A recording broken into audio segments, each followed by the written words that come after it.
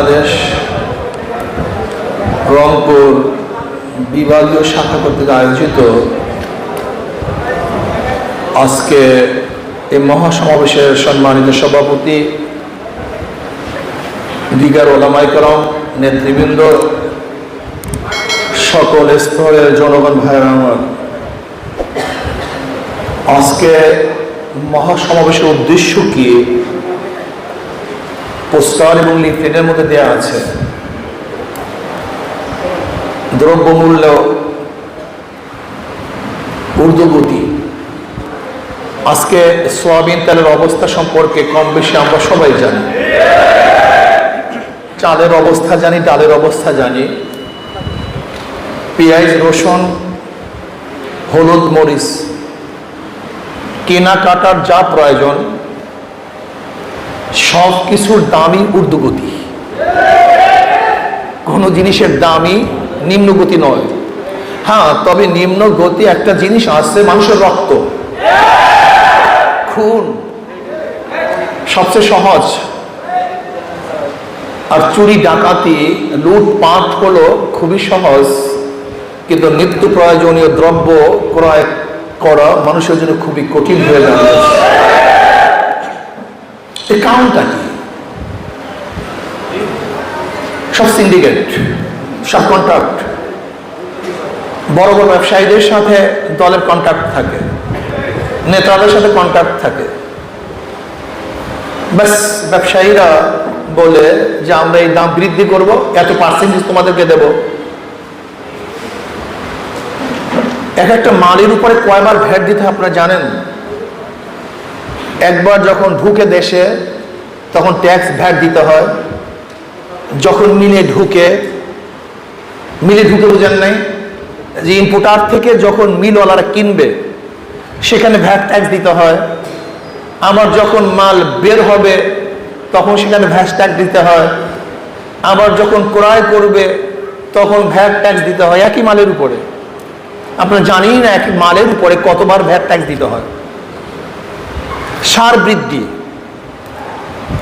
কারেন্টের ইউনিট বৃদ্ধি, তৈলের দাম বৃদ্ধি, তখন দাম উৎপাদন করতে খরচও বেশি, দামও বেশি। সব ইচ্ছে করলে সরকার নিয়ন্ত্রণ করতে পারত, কিন্তু সরকারের মাথা ব্যথা সেই দিকে নেই।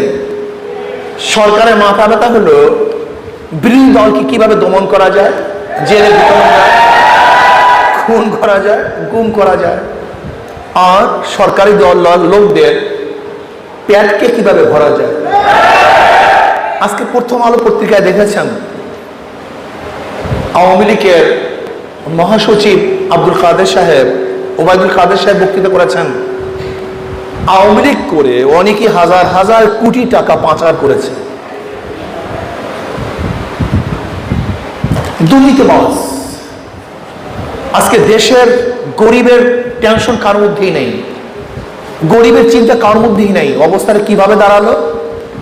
কোন এক দেশে দুর্ভিক্ষ লাগার পরে রানী বলতেছে রাজাকে, দুর্ভিক্ষ কি এত পর্যায়ে পুষছে যে জনগণ কি দুবেলা পোলাও খেতে পারে না? দুবেলা পোলাও কি খেতে পারে না জনগণ? রানী তো জানিই না যে দুর্ভিক্ষ কি জিনিস, কাজে পোলাও কি খেতে পারে না? এত দুর্ভিক্ষ। যারা সরকারি দল করে, যারা সরকারে আছে, তাদের তো হাজার হাজার কোটি টাকা, টাকার কোনো অভাব নাই।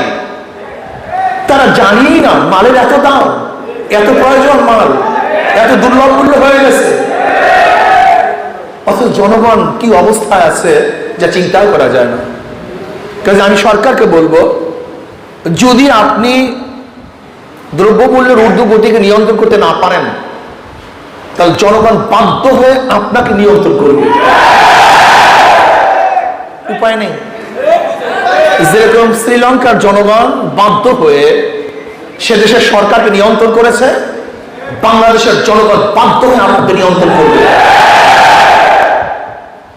কয়েকদিন আগে শ্রীলঙ্কার সরকার বলেছে বোরখা খুলিয়ে নেবে, হুমকি দিয়েছিল। আল্লাহ রাব্বুল আলামিন তাদের পরনের কাপড়ও রাখে না, সেটা খুলে দিয়েছে। এটা আল্লাহ পাকের নিজাম।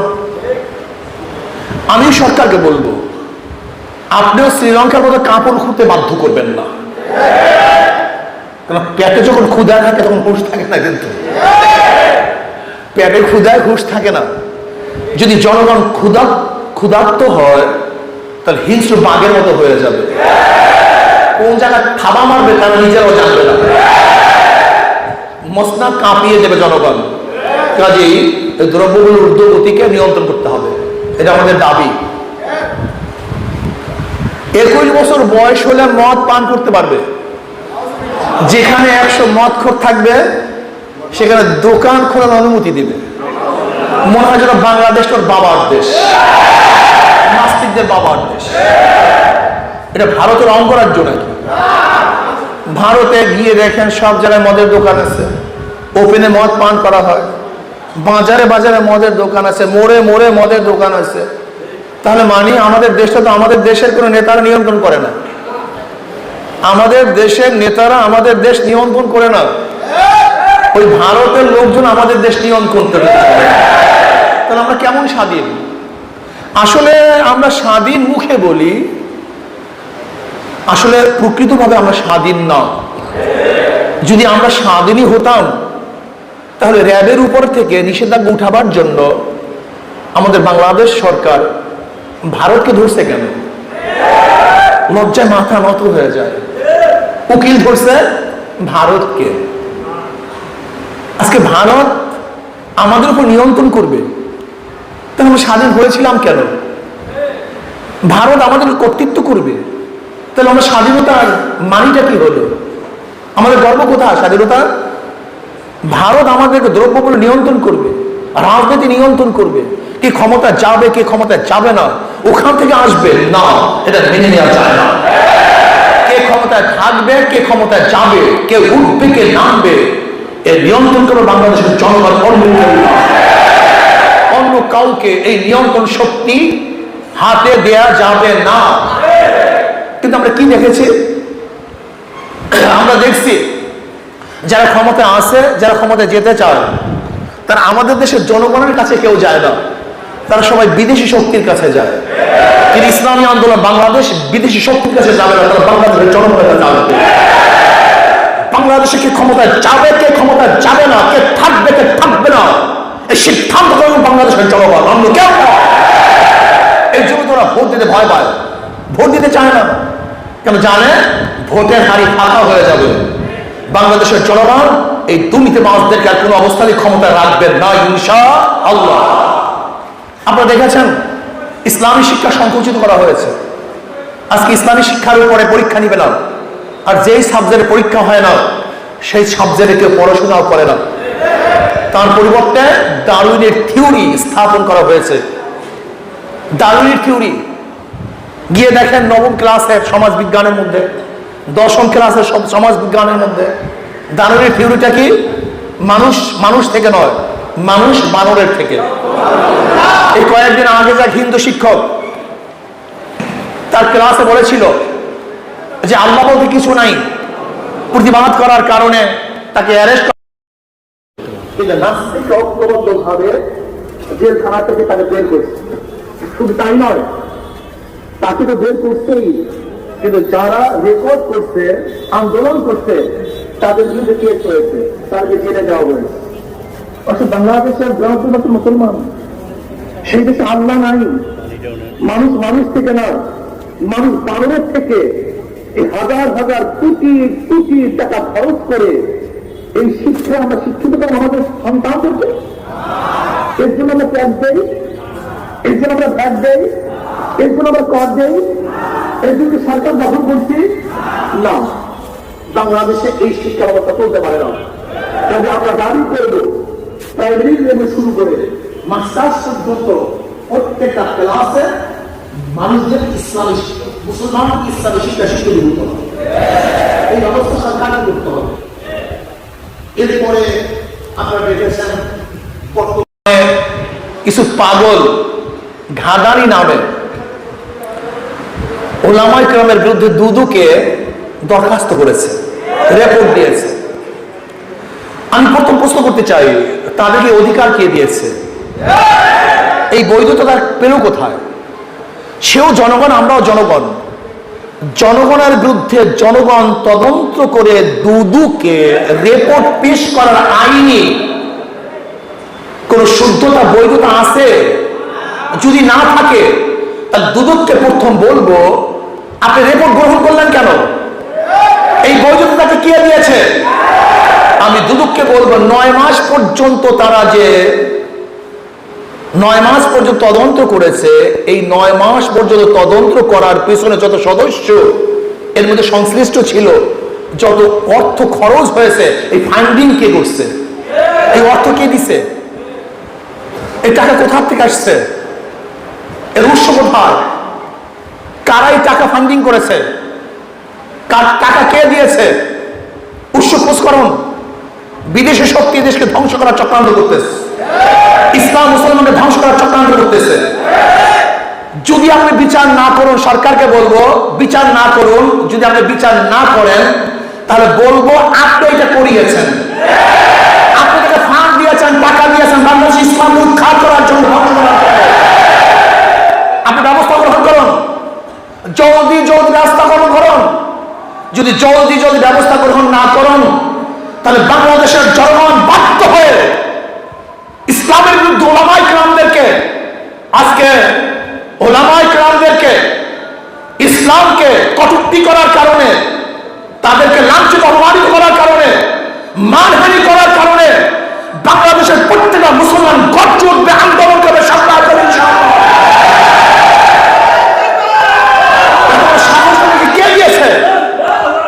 সমস্ত শীর্ষ ওলামায়ে কেরামদের বিরুদ্ধে আজকে দুদকের কাছে তারা দরখাস্ত করবে, রিপোর্ট পেশ করবে।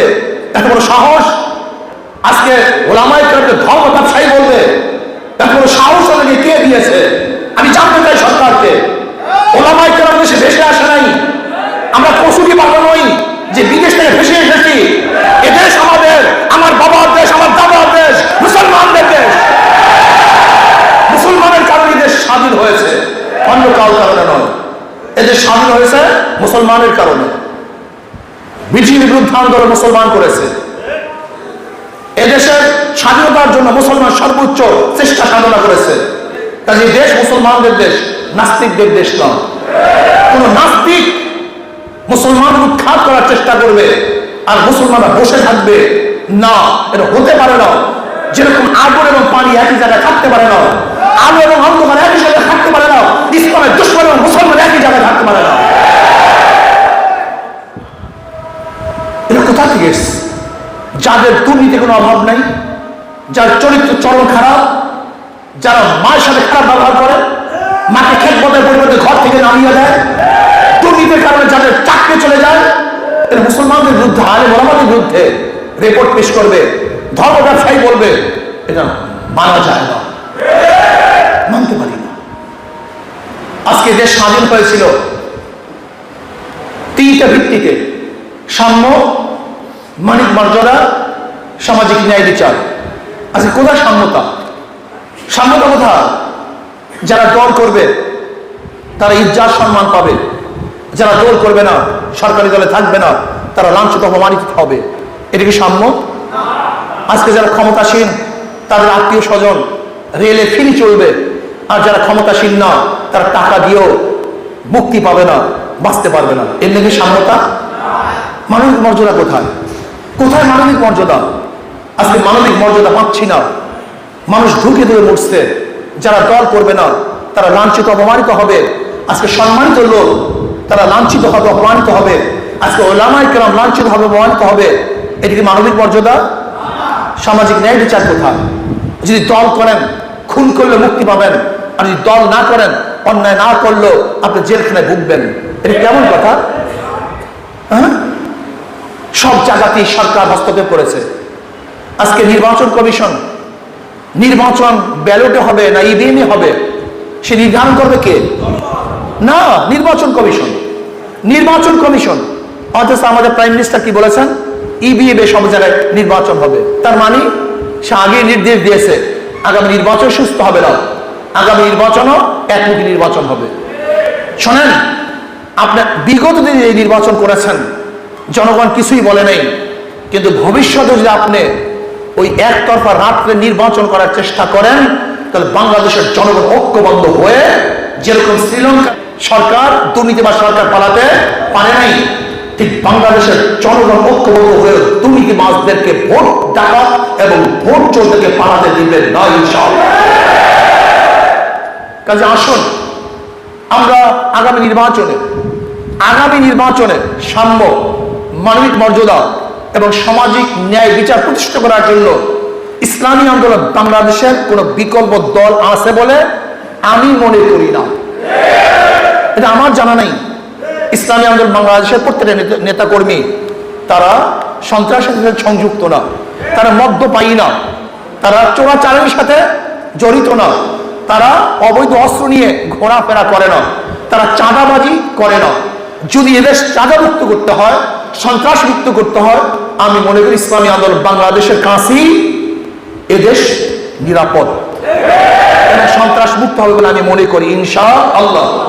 এর জন্য আজকের থেকে আমাদের ইসলামী আন্দোলন বাংলাদেশের প্রত্যেকটা নেতা কর্মীকে ঝাঁপিয়ে পড়তে হবে, এলাকা এলাকায় ছড়িয়ে পড়তে হবে। আমাদের এখন থেকে জনগণের কাছে যেতে হবে যে আসুন আমরা ইসলাম, মানবতা এবং সামাজিক ন্যায় বিচার প্রতিষ্ঠা করার জন্য ইসলামী আন্দোলনের হাত পাকে আমরা সবাই ভোট দেব। এখন থেকে ঝাঁপিয়ে পড়ুন, এখন থেকে দাঁড়িয়ে যান। যেখানে দুর্বলতা আছে সেখানে আমরা গিয়ে দুর্বলতাকে কাটিয়ে সেই এলাকাকে শক্তিশালী করার চেষ্টা করবো ইনশাআল্লাহ। কি রাজি আছেন ইনশাআল্লাহ? আশা করি আগামী দেশ হাত পাকা দেশ হবে, আগামী দেশ ইসলামের দেশ হবে। আগামী ইনশাআল্লাহ ইসলামী আন্দোলন বাংলাদেশ বিপুলভাবে ভোটের মাধ্যমে এদেশে সামাজিক ন্যায় বিচার, মানবিক মর্যাদা এবং শান্তি প্রতিষ্ঠা করবে ইনশাআল্লাহ।